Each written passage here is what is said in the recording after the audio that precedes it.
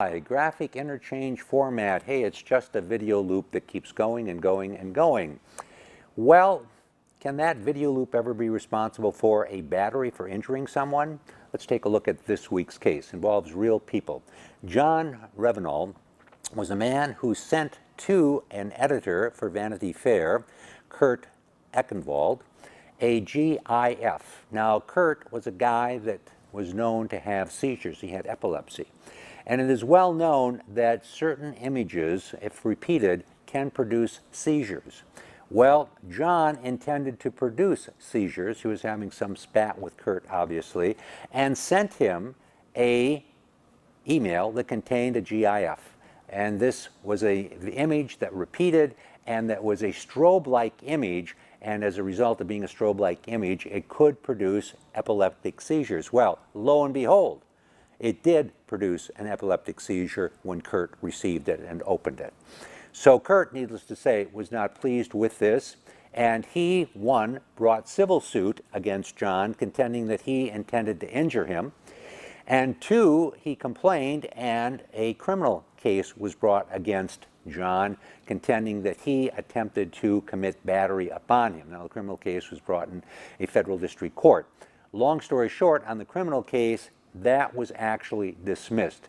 The federal attorney chose not to go forward on the case, and we don't fully understand why, but there may have been a variety of reasons. Remember, there is a big difference between criminal cases and civil cases.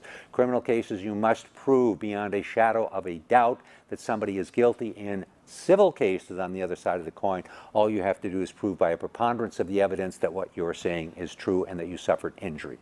So the civil case went forward, and as the civil case went forward, the big issue that arose is that those who were defending John said, hang on a second, you know what? It is just a graphic image. It's something that was played on a video monitor.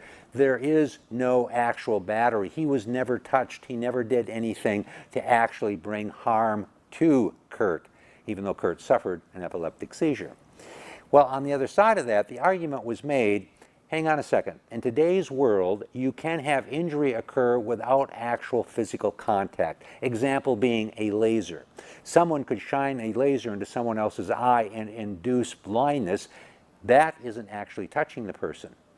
In this instance, the judge who heard it was being asked to consider this image very similar to a laser, very similar to someone viewing something which in turn would cause them injury. And in this instance, it was argued that Kurt was injured when John intended to cause him injury, and Kurt argued that he knew he was going to cause him injury because John had actually emailed others and had made it known that he was, in fact, going to send this email with the intent to try and induce an epileptic seizure on behalf of Kurt. So armed with that information, Kurt is saying, hey, he intended to cause harm, he did cause harm, therefore I wish to move forward on a claim for battery.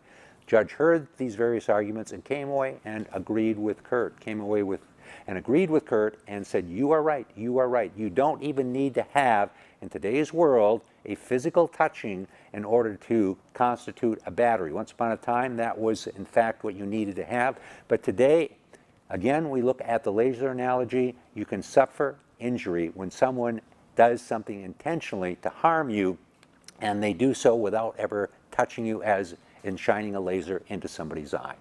Okay, bring you this case, bringing cases every week so you understand how the law works. I'm David Allen.